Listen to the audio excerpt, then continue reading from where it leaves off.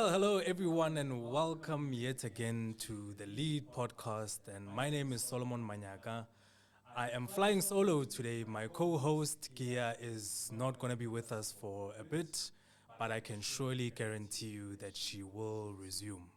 But for now, we still continue with our mission of leading, empowering, and developing and identifying leaders in our society and our communities who are passionate about the ideals that lead espouses as well. And speaking about that, I can't imagine a person who would be more suited to this mission, this idea that we push as lead, than Mr. Julius Mampuru. Our guest for today's episode, Mr. Mampuru, welcome, sir. Thank you very much, sir. Thank you so much for coming to today's podcast, and we are hoping that you can shed some light on an industry that most people really see, but under circumstances that are not very pleasant. Yep. And I could also argue that it's also an industry where it's overshadowed somewhat by the more glorious, if I can put it like that, professions like being a doctor, being a dentist, so on and so forth. So I'm hoping that, and for the purposes of our viewers as well, we'll be able to just, get some insights into your industry and how it operates. But before we get into all of that, maybe you can just give us a background of who you are. Are you married? Do you have kids? Your background, how you grew up. Yeah. Please. Okay, as you have said, thank you very much. My name is Julius Mampuru. Grew up in Sekhukhune, that is in Limpopo, the village called Gamagero, And, growing up in rural areas whereby you don't have much of the information, never attended those career expos at school and all of those. And by the way, I am married. I do have 2 kids, beautiful kids. I'm the director, the founder of Bophelo Emergency Medical Services that is based in Witbank at number 48 Langenhoven Street, that is in Klipfontein. Okay, so we started to be operational 2013 October till to date. Yeah. So we started operating with 1 ambulance, and now we've got a fleet of 12 ambulances. Yes, with 3 bases or the branches. Okay. No, fantastic, man. It seems like you're running a very well-oiled machine there. It must be growing, and it must be taking a lot of your time. Yeah, definitely. Not only as a business person, but as a husband and a father as well. So maybe you can just please shed some light on how you managed to get that work and personal life balance. Because we know that when you are leading, you're not only leading in your area of influence, in your sphere of competency, in your case, in the ambulance space or the health sector, but you must also be a leader of your family. So how do you find that work-life balance? How do you strike that chord? Well, actually, it was difficult at first. I'm not going to lie, it was difficult, but I've managed actually to balance the 2. So I needed to create time for my family and also for work, but like my business is taking like a lot of my time. Yeah. So somewhere in between, I came with the decision to say, okay, because of my wife, she's a mine engineer, a mechanical engineer, by the way. So then I had to stop her from working from that mine that I cannot be able to mention the name, and say, now you have to come and grow the business together with me, That way, that it was the only way actually to spend time with her, at the same time be able to balance the business to see if it's gonna grow. Yeah. But that was before we had kids. So now, because we have kids, things that started actually to escalate more, Yeah. So I have to create more time now than before, and I still have to take my other time and invest into business. Yeah. But fortunate me, I really can balance that, and I'm applauded for that. Yeah. Now, I must say that discussion to convince your wife to leave her well-paying job if she's an engineer must not have been a very easy discussion. Well, actually, it was not an easy decision for her to make, but she needed to understand. Just imagine, like right now, your wife waking up around 4 o'clock, and then by 5 o'clock she's off to work. She will be coming home maybe around 7 late. Now she's tired. She just need to take a bath and sleep. So you don't bond much with her. So that's when now I started to show her all the reasons and the facts. Say, but do you see this thing actually, it can ruin our beautiful relationship. So rather just look at this way. And then she was like, you know what? Love conquers anyway. So yeah, I won. You won. But yeah, I always make sure that I won each and every situation anyway. Yeah. No, I'm happy, man. I'm happy. You know, I love the fact that you do have some balance in all aspects and all facets of your life. You know, but the other aspect of balance that I want to talk about is concerning your business, because, you know, you are operating in an industry that is, I think, for the most part, as with all of South Africa, has been white dominated. Yeah. So, you know, balancing and finding a niche and a market and business in that space can prove to be very difficult, especially if you are, you know, a black person. So can you tell us about some of the challenges that you encountered, and maybe some people who were instrumental as well to helping you to get to where you are today? Well, at first, the challenges was I'm a black person, firstly. So, you know, we still have those people with apartheid within them. And now you've been dispatched to an emergency. You get there, it's a white individual, you know. So once you get there, and you can see that the person does need your attention, does need your help. But for the fact that you are a black person, they're not going to accept you or even allow you to touch them. And you cannot turn your back, because if you do that and now the patient passes away or something bad happens to the patient, you'll be responsible for that. Yeah. The medical aid scheme is like, they're not going to take this thing of yours to say this person actually or racist or something else, you know. They'll be saying, but you were supposed to come up with some other tactics or techniques actually to treat the patient, because that's what actually you have learned about. So those actually were certain difficulties that we encountered. Even now, we still encountered that, but not a lot like before. Yeah. So yeah, those actually were the things. And remember at that particular time, 2013, when I started in Witbank, Bronkhorstspruit, Belfast, and Delmas, Kriel, I was the first black person to operate ambulance services. Sure. So it was hectic.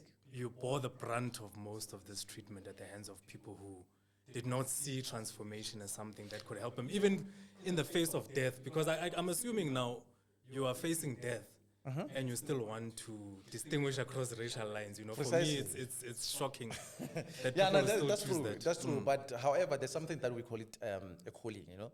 So a calling is something that no matter how much you can try to bury it, it will just bloom. So that is what actually I do have. No matter I have the passion, but I do have the calling for this. You know, I wanted to be a doctor when I was growing up, and I was like, but somehow, things just deviated, and then I just did find myself into this industry, and of which, it's very challenging, but I'm happy about it. Yeah. Now, I want to go in more in depth into what you do, but I think for the benefit of our viewers, perhaps you can just give us a walkthrough of what Bophelo EMS is all about, what your service offering is, and then we'll continue from there. All right. Bophelo Ambulance Services, or Bophelo Emergency Medical Services, is a company that specializes with ambulances. So recently we introduced the Department of Fire in it, because of some of the projects that we do. They do require fire assistance, so then we do have a fire department in it. So in short, we're dealing with emergencies. Well, yeah, you can name the type of emergencies that you do, but like accidents, also the gunshots, whatever. Whatever the emergency that we find ourselves in that. So Bophelo as a whole actually specializes in that. So that's why now we also introduce another department to manufacture the ambulances. So we do our own ambulance, we manufacture them. I'm actually happy to that you raised this, because I was looking at your website and I found that to be quite fascinating, you know, because say for instance, I'm a young person and I find myself having a quantum panel van and I'm passionate about getting into this business. So what I simply need to do is just come to you and say, Mr. Mampuru, please, Can you convert this for me and then I start Yes. my business? Well, there are a few things that actually we take into consideration when we converting the panel van into an ambulance. Yeah. First, it needs to be an approved emergency vehicle. You cannot just take a panel van and then put some shelves in, and then after they say no, it's an ambulance because it's branded as an ambulance. Yeah. So there are some specs that actually we need to follow. Those are the guidelines and the certificates that we need to give you to say this vehicle, it complies as an ambulance. As Department of Health, actually, they do have the EMS regulations whereby now the ambulance needs to be like this way, it needs to be branded like this way.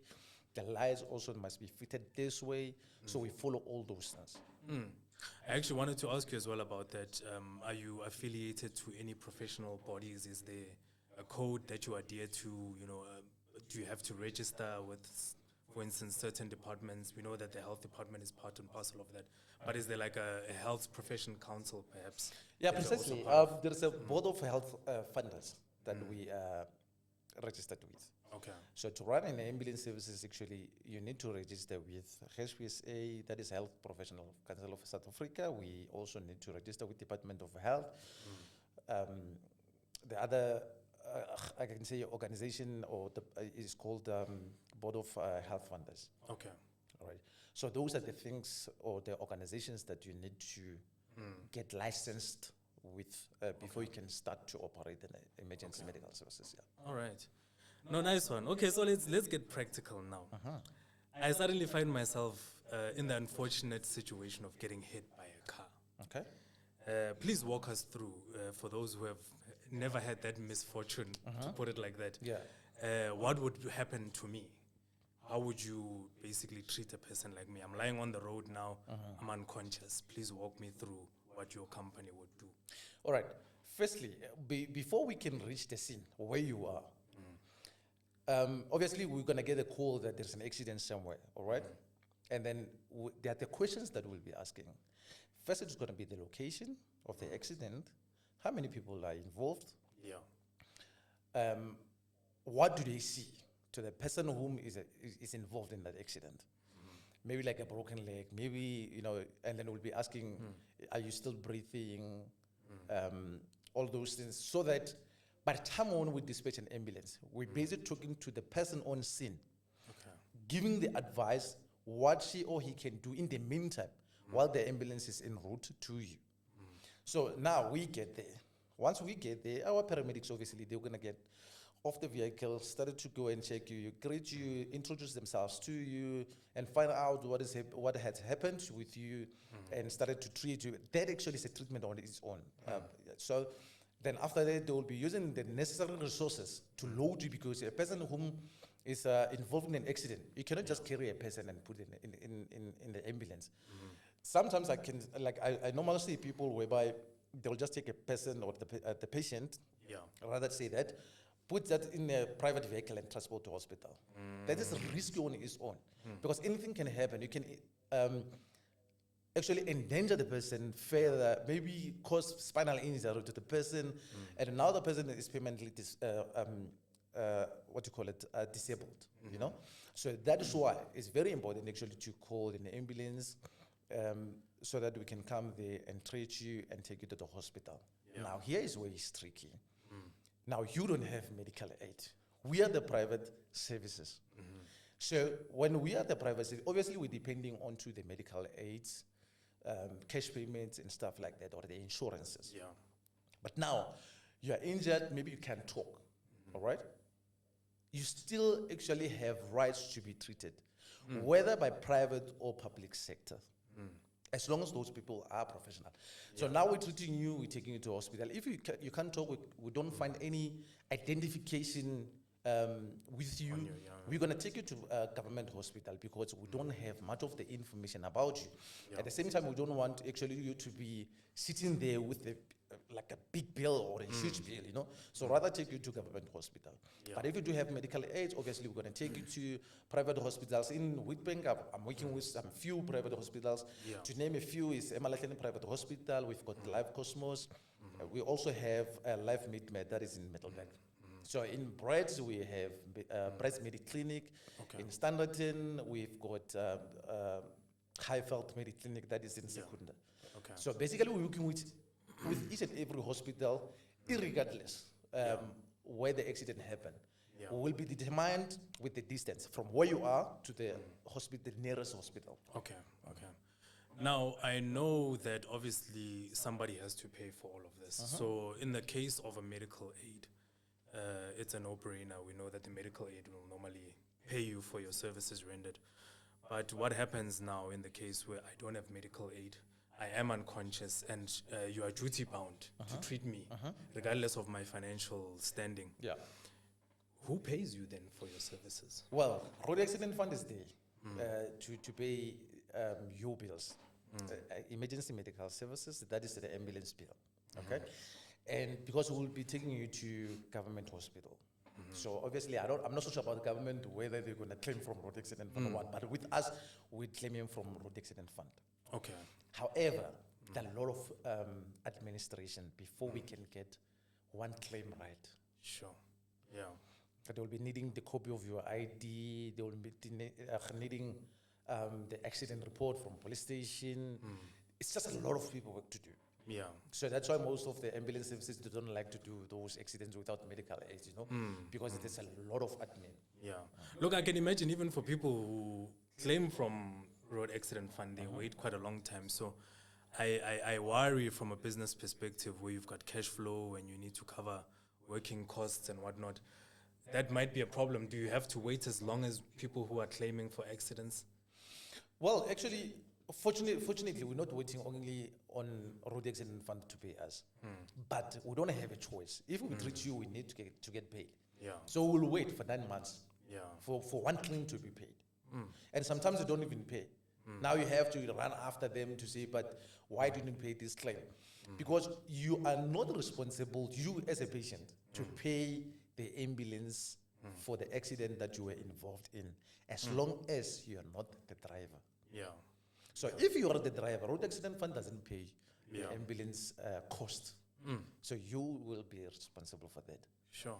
And if you can't pay, we take you to the attorneys. If you can't pay, sheriffs, they will be after you. Yo. So apparently the health structure here in South Africa is very, very bad, especially for the people whom they don't have medical aid, Yeah. who are involved in road accidents. Okay. Okay. Now let's talk about the issue of consent.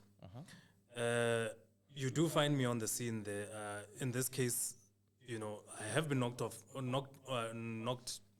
over by a vehicle, Okay. but I'm conscious, Okay. and I elect not to use your services. Is that also allowable? And you can see that I'm not okay, but I am in a state of mind where I am allowed, where I have my senses and I can tell you, please don't pick me up. Will you not get in trouble for such a thing? That's why we do have the consent forms that we call it refusal of treatment and transportation. Yeah. So we have them in the ambulance, and we get there, then you don't want to be treated, So we'll make you sign that, and we'll be writing the reason why you don't want to be treated by us. Yeah. Sometimes you find maybe the patient doesn't want to be treated and be transported to hospital, not because of they don't want to, but maybe because that person is not mentally stable. Yeah.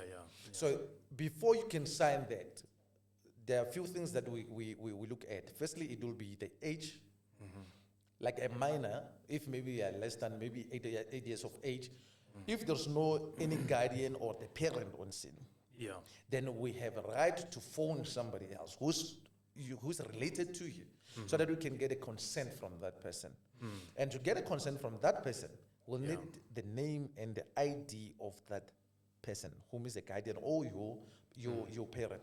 Yeah. So that should anything else happen after we left you there, we're not going to be responsible. Yeah. I see. Sure. Well, that's quite some very interesting perspectives that you've given to us there. The other one that I was thinking of as well was, how do you then work with, for instance, medical aids? Because I noticed that there is a trend amongst some medical aids to exclusively say, no, work with this company. And if you don't work with this company, for instance, if you're a member of a particular medical aid and I choose to call Bophelo, I can actually be liable to pay you in my personal capacity. Don't you feel that that's also unfair on small businesses as yourself? Okay, yeah. Well, it's good actually that you have raised the question. But here's the thing, before I can answer that. If right now you've got something that you love, Yeah. obviously you're going to protect it, right? And you might even tell people that do not touch this because it's valuable to you. So medical aid schemes, they're also the same like that.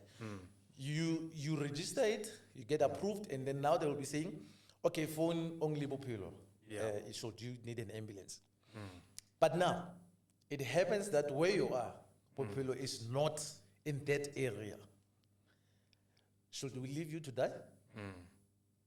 We're not gonna leave you to die.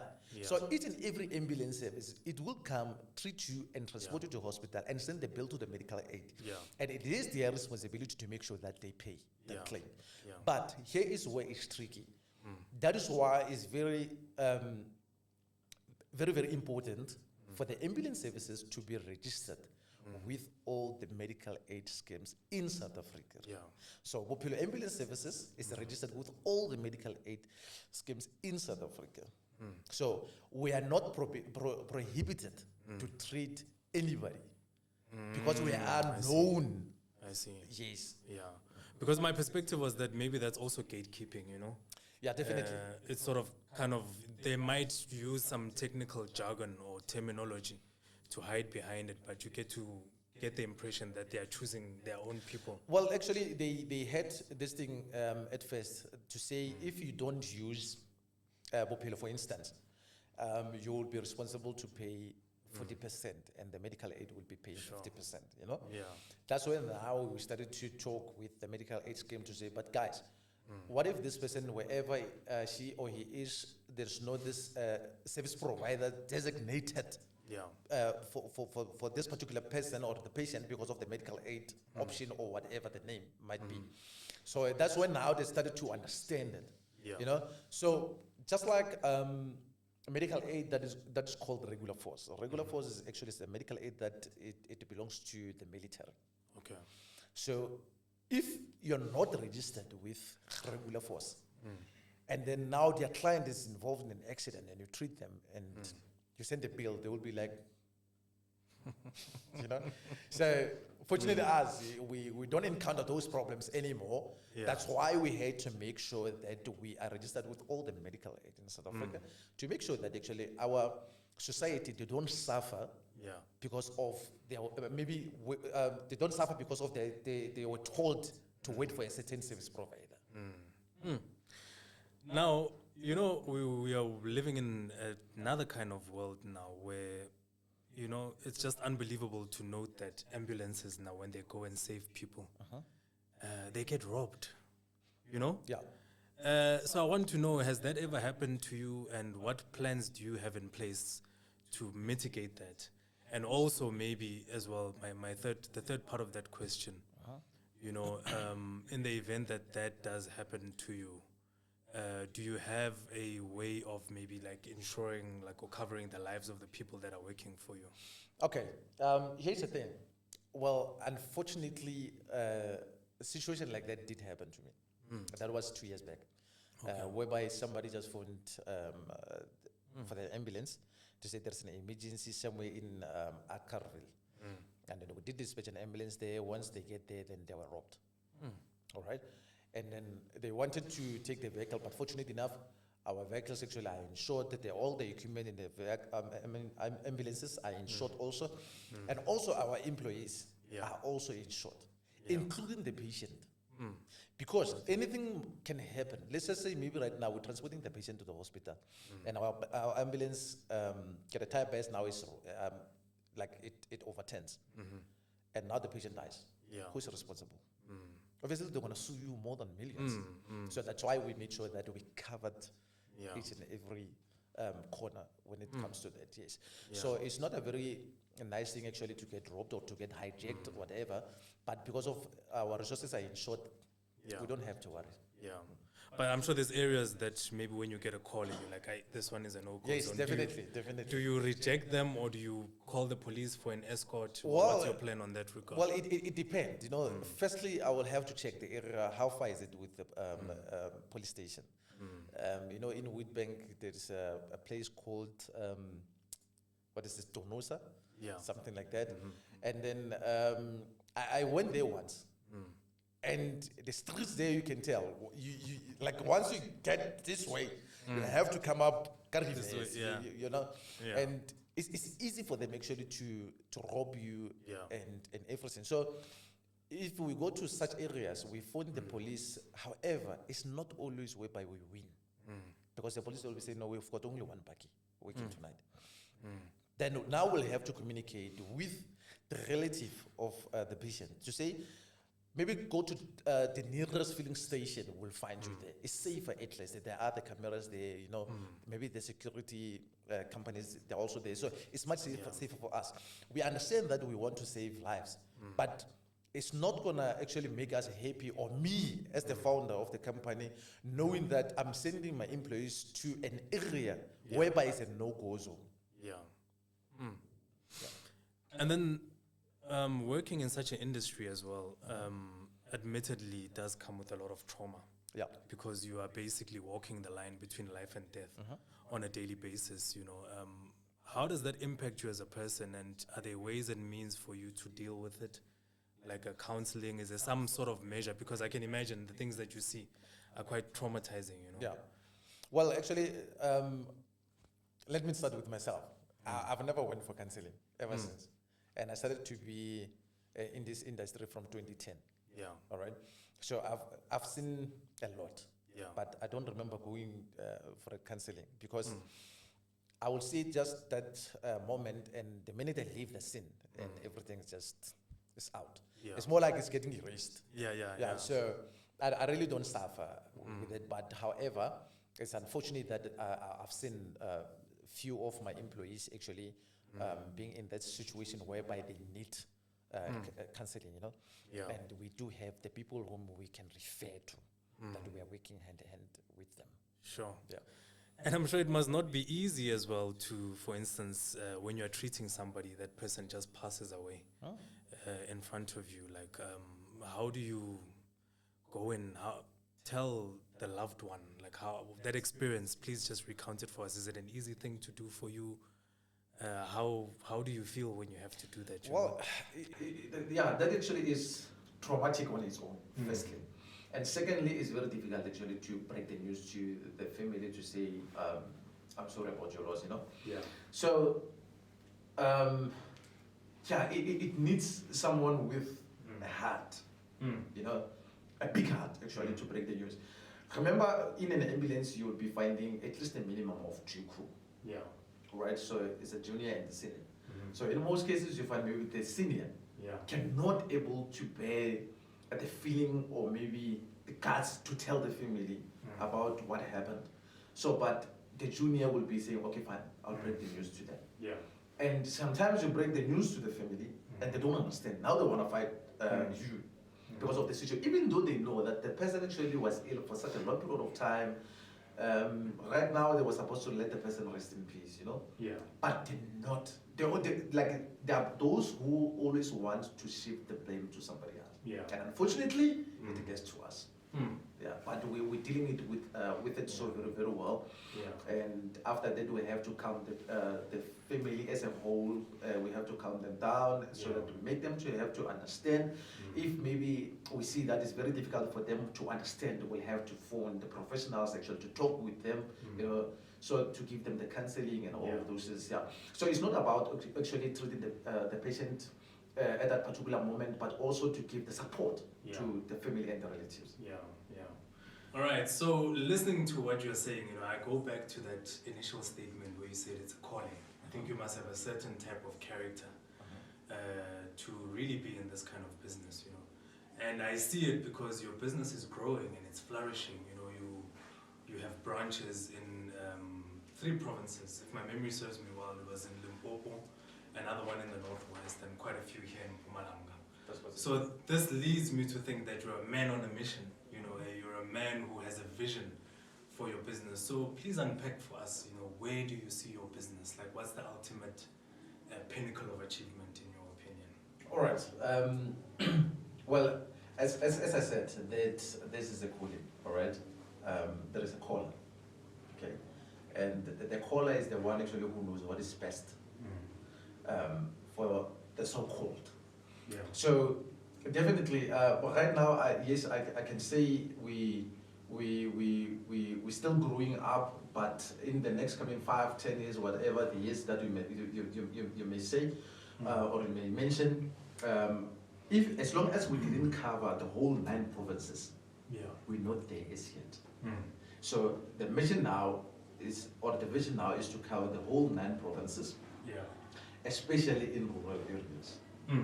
All right, and then if now we can see having the aeromedical. The aeromedical is the is the chopper, the medical chopper. So if we can see emergency medical services is having the department for aeromedical, then I'll be saying now we have made it. As now, it's not enough. I understand. And you know, how has government played its part in assisting you? Have you gone to them for funding, for instance? Is there anything that you feel our government has done to assist you? Nothing. I never got a cent even from the government. You know, I went to so many doors knocking for funds, you know, but there was no response. And until I came to a point whereby I said, okay, fine, let me just go ahead and take a loan and start the business. I didn't know how much it's going to cost. You know, I needed to have a lot of money. And my brother, by the name of Joseph, he was there. He had to go extra mile to take loans, and so that we can combine. You know, so because you know my dad is not, my dad at that particular moment is working, but it's not earning enough. My mother is not working. So but I have to make things happen. So that's how actually we gathered everything, and then we started to be operational. And I get the sense that there was enormous sacrifices for you to get to where you are. You know, when I look at even your background, you say you come from a village environment and you never went to expos, but it seems like you always had it in your heart that you're going to do well. You know, I mean, even aspiring to become a doctor, you know, is something that speaks to your character as a person. You know, so actually, let's talk about the financial aspect of it. You know, is it financially rewarding to be in this sort of business? Injani mali, Baba, let's talk money, is it? Oh, so we must put numbers. No, you don't have to give me numbers, I think. But do you feel as a businessman that this is something that you are leaving as a legacy? Well, actually, my response to that, it will be, you know, something that you do with love. No matter even if they can give you 10 rand, for the fact that actually you are called to do that, and you have love to do that, that money actually is not going to matter a lot, you know. But actually, it is a paying industry, if I can call it like that. But with so many challenges, so many risks in them. So, should it happen that you don't handle it very well, it will cost you more than the way you can think. So, like to build an ambulance from the start until to the finish or to the top. We're talking about maybe about 600,000. You know, so I'm not actually talking about the salaries, only to build the bus. About 600. Just the bus alone. Just the bus alone. So you can imagine, like right now, there's this new quantums, you know. So imagine how much that is costing to buy that quantum. It's about 400,000-500,000. And then to do the conversion is running about 220,000-250,000 to do the conversion. So, and you know, you need to go with time. You know, so if you can check our ambulances, the interior is totally unique. It's not only a standard whereby even the government ambulance they do have. We've got the close conversion in it. So we bring the style, you know, so that you don't feel like you're lost in an ambulance. You know, when I was growing up, actually people they would say, I don't want to get in an ambulance, you know, and I didn't understand why. Until one day I saw state ambulance and I was like, now I see. So that's why now I came with those by now times conversions setup. So well, it is a paying job, especially in private sector. But in government, you know, obviously we do have some benefits. And then with one eye on the future, what do you think needs to happen now in the ambulance industry, like as it stands now? What's your assessment of it, and where do you think it can improve? You mean in government or in No, just generally your industry. When you look at it, I mean, there's private players, there's government there, there's established companies. Like where do you see it going? Like how would you want to see it improved? For instance, I see you as someone who's in the middle line. You're in the private sector, but you're not a big net care. I usually run away from mentioning names, but and then you are not also in government. So how do you see it for you? Like where would you want to see it improving? Do you want to see more space more space being given for startup and growing, maturing companies like yours? Do you want to see more regulation or less regulation? So that's where I'm coming from with my question. Well, actually, for as long as we're still giving birth, the health industry needs to be improved. Yeah. Because remember right now, the population determines actually the resources that are needed. So, but by this point in time now, the resources is not enough. Yeah. However, as private emergency medical services, when we want to improve the health system, now the government comes in between to say, they act more like actually they're assisting us, but then they're trying by all means to close the doors. Yeah. Because like right now, we were inspected by the private sectors as we were the private sector, as we are the private sector. But now the government actually is involved, all right? So somehow they want things that actually they don't even have born. You can't come to me and say, you need to have a branded jumpsuit. Yeah. And yet your jumpsuit is not branded. You understand? So they want our fleet actually to have a certain resources, of which we do have. But the problem now is the government, they don't have those resources that they say we must have. Yeah. So, and when we try to improve, they come advertise the post, then they take the staff. Yeah. Now we're sitting there actually with less staff. How are we going to operate with less staff? So the very same government that is supposed to create an enabling environment for businesses such as yourself to grow is actually poaching Exactly. people from you. Precisely. And that actually is something that we cannot be able to run away from it. Yeah. There are so many companies that I know of as private service providers that actually closed down because all their staff they left to government. Yeah. Even though we pay better, all right. Really, I can show you the salary scales between the private sector and the government. We pay better than the government. Yeah. Yes, we don't have the benefits actually that the government offers. Yeah. But for the fact that actually we don't have those benefits, obviously they will leave to go to government. And now, government actually, it was very clear in this way. They started actually to close the short courses and paramedic courses, Yeah. They close those short courses. Now they know. Immediately they close those courses. That means there's less paramedics.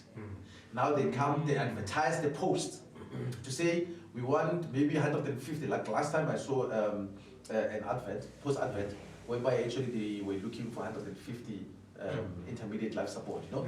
And when you check those 150 intermediate life support, they say with at least minimum of 2 years experience. There's no intermediate life support that is sitting at home, not looking for a job. Yeah. So those people are in private sectors. Yeah. Now, when they advertise the post, they already know the stats. They already know how many people are in private sector because they come and inspect us. So now, when they advertise the post, they go closer to that number. And now the people, they will do what? They leave without serving notices, they leave to government, and now they get to government, and then now they're happy there because of the benefits. So if I'm understanding what you're saying that the very same government that is creating or supposed to create an enabling environment is actually poaching your very own employees. True. And we don't have a doubt about that. And it's something that actually we cannot be able to hide it. because it has a bad impact to the private services, So what actually government do? They reinforced emergency regulations. So those regulations actually, they make the government to come in and inspect the private sector. And of which the private sector also, we did actually sit down to say, but who's going to inspect the government? All right. So government has been inspected by private, and private has been inspected by government. But now, government, when they come for inspection, they already know how many services are around, all right, per province. Then that's why now maybe you'll find maybe in Mpumalanga they advertise the post 150 intermediate life support or maybe basic life support. So with an experience, minimum of 2 years. Now the question now is, where are they going to get those candidates with those experience? Obviously, when they advertise the post, the employees from the private sector, they will leave. And sometimes they just leave without serving notice, because they go to government. They know like it's a stable, maybe I can say environment or something. So if they don't feel like working, they're not going to be working. That's why you see government ambulances, most of them, they just park at the hospitals or maybe at their own base, doing nothing. Maybe you can phone an ambulance, it will come after 3 hours. But how many times do you find a private ambulance in a short space of time being called for and it has responded to the scene? So now that's why it's easy for them actually to poach from us, because they know this kind of a service provider is having 20 employees. Now, should we advertise the post maybe 30? Obviously, these people are going to come to us, meaning private government. They will definitely going to go. Now, they closed the short courses, the colleges from doing the short courses.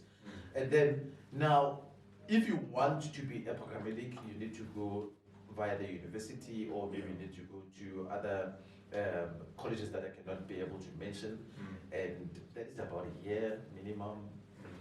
So obviously, who wants to go and do a year course now? So those short courses actually they were actually assisting, because we still do the things that we call the CPD and CPT points, to make sure that we are updated on a daily basis, because the medical field is such a very huge, and you need to be aligned with each and every thing daily as they do the research on daily basis. So government actually is hitting us way too bad. Instead of them actually supporting us as we are there for everybody. And remember, at the same time, we need to pay Health Professional Council of South Africa. That is HPCA. You need to. So the doctors' rates and the intermediate life support rates are the same. Like this year, I think I paid about 1,900. I don't know next year how much it's going to be. Okay, so I just want to find out if you are paying Health Professional Council of South Africa as an individual or as a business. Okay, you pay as an individual. So as a service provider, you're also paying yearly.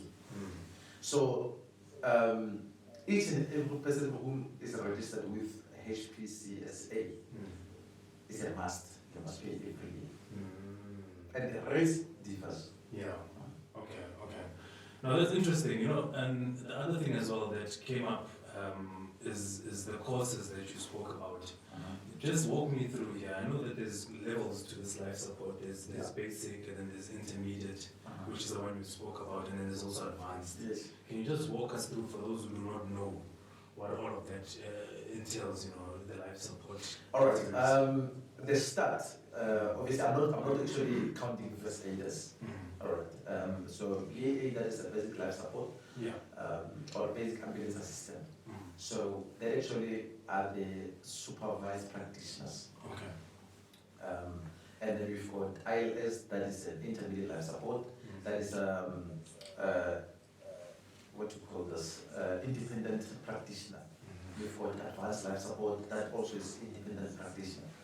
So that means an ILS is having more responsibility than a BAA, and an advanced life support is having more responsibilities than ILS and BAA.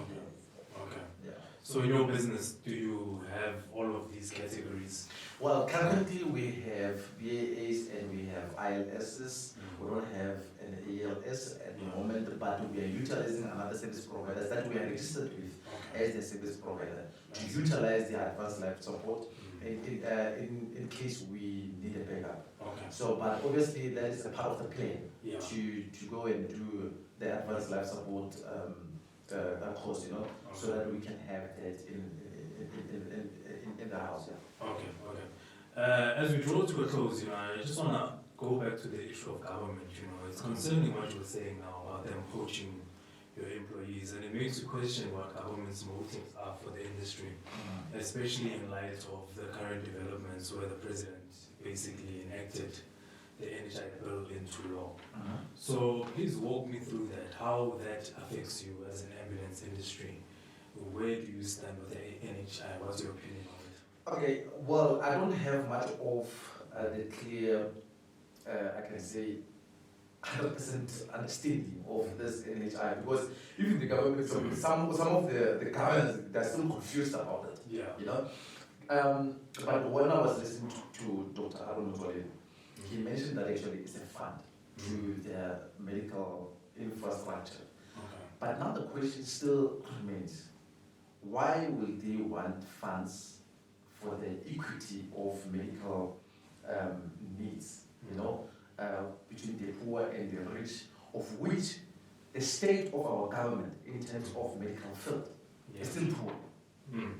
Then what has changed? If like right now they say, no, this is a fund. Obviously, let's just say right now, everyone will be having access to the private sector, like private hospital. So now, how many people will they stop to go to government hospital? Obviously, maybe you'll find no one at government hospital, because the state of private hospitals, they are way much better than government hospitals. You get to, just like one of the hospitals in Witbank, that I can mention, Witbank General Hospital, I've been there several times. You get there, you will be sitting with the patient in your ambulance for about 3 to 4 hours. There's no bed in casualties. You understand? So you end up actually having a patient with complications. Because now the patient actually, I remember by the time when we encountered COVID-19, so many people were dying in the ambulances. There was no beds. Fine, we thought that the actual government learned that COVID-19 actually, it has attacked them, so now they need to plan better than before. But clearly they didn't even think much or deeper about that. Even today, we still don't have beds. Right now there is a new disease called Mpox. That's correct. Right. Now how is this NHI going to assist? Do we really have the resources to treat such illnesses? If we do have the resources, then why ambulances from the government, they don't have even oxygen? How are they going to treat the patients without oxygen? Without the proper resources? So how is this fund going to work? Who is it going to be benefiting from that NHI? So if now they say it's going to be equity, like I really need to understand equity in terms of what? An ambulance, also with the hospital, how are they going to compensate private ambulances? Because if like right now they will be saying the rates need to be equal. Okay, equal with what? Because the government ambulances are for free.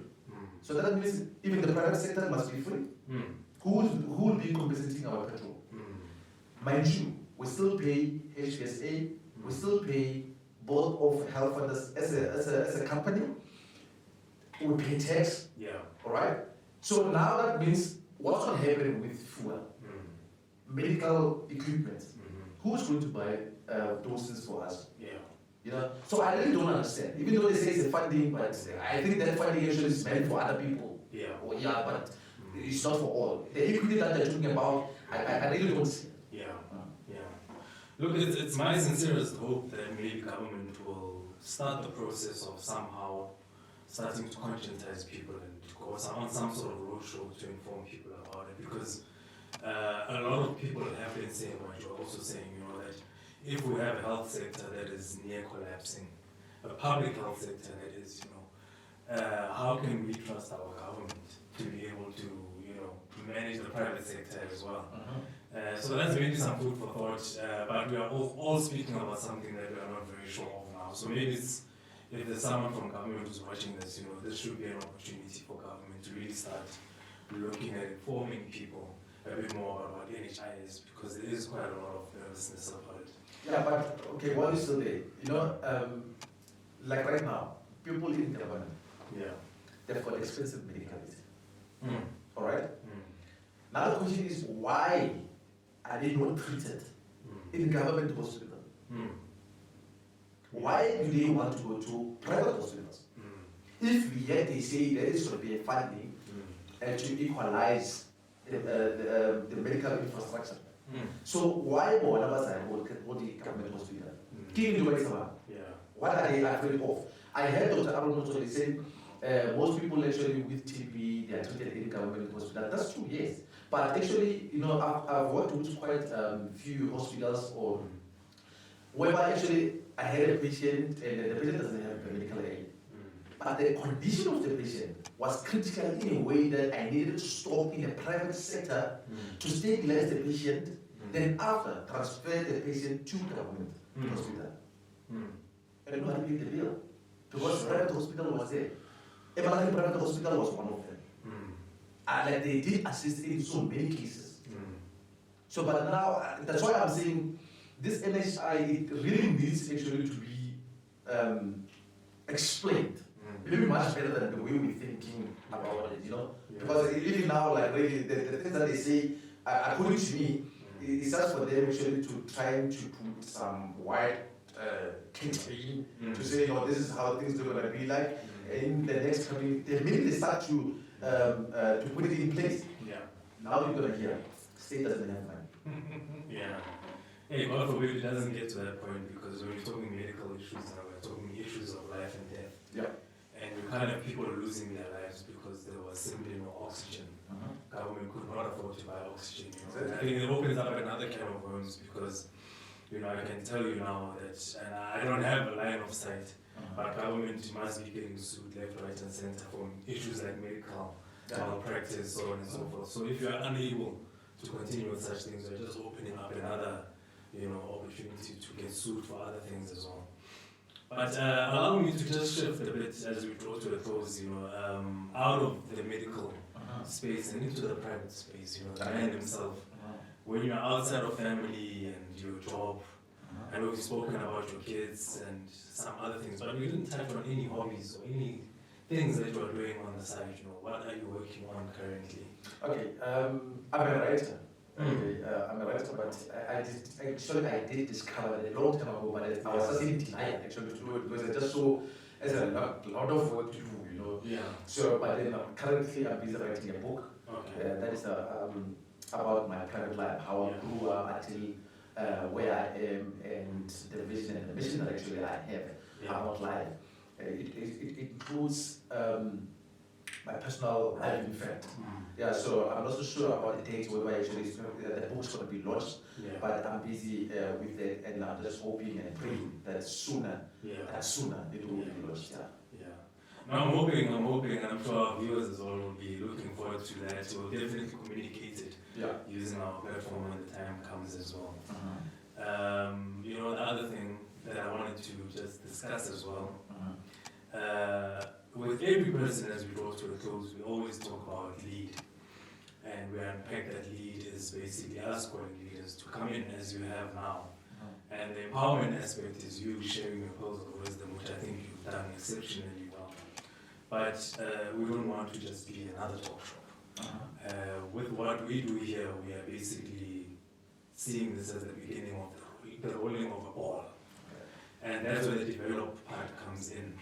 So with LEAD, we are passionate about developing the next generation, the next line of leadership. And my next question to you would be, would you be able to avail yourself in a seminar or a workshop format where we can sit down and invite people who have an interest in your field so that you can teach them the ones and twos, the inside of starting your own ambulance business, or even just getting into that field as part of your give back to creating the next generation, the next line of leadership? Is that something you're open to? Yeah, well, actually, I'm available. I've already started with that, like some years back. Even not long ago, some guy from a place called Paula phoned me, and then he wanted some information how to get started and all of that.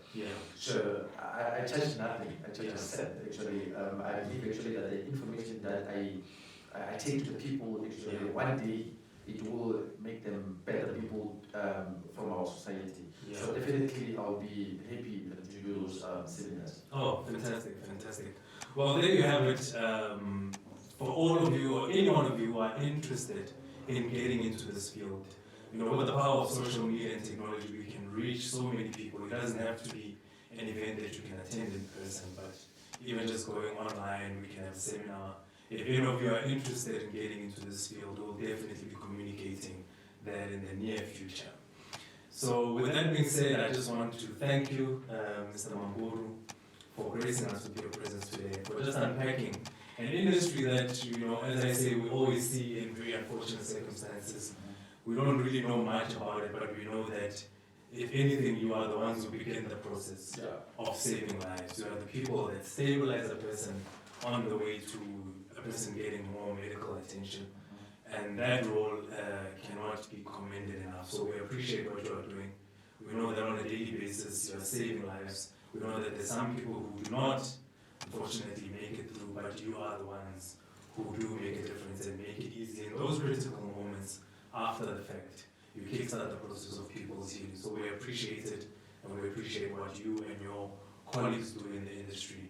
And we are praying and hoping that you will continue to grow as a business, and that you will develop yourself and develop other leaders as well. Thanks very much. I really appreciate the moment you've given to me. With that being said, thank you so much, and we are looking forward to engaging with you on our social media handles. You know where to follow them. We'll be posting them as well in this video. You can catch us there, and you can also catch us at our next episode. With that being said, goodbye.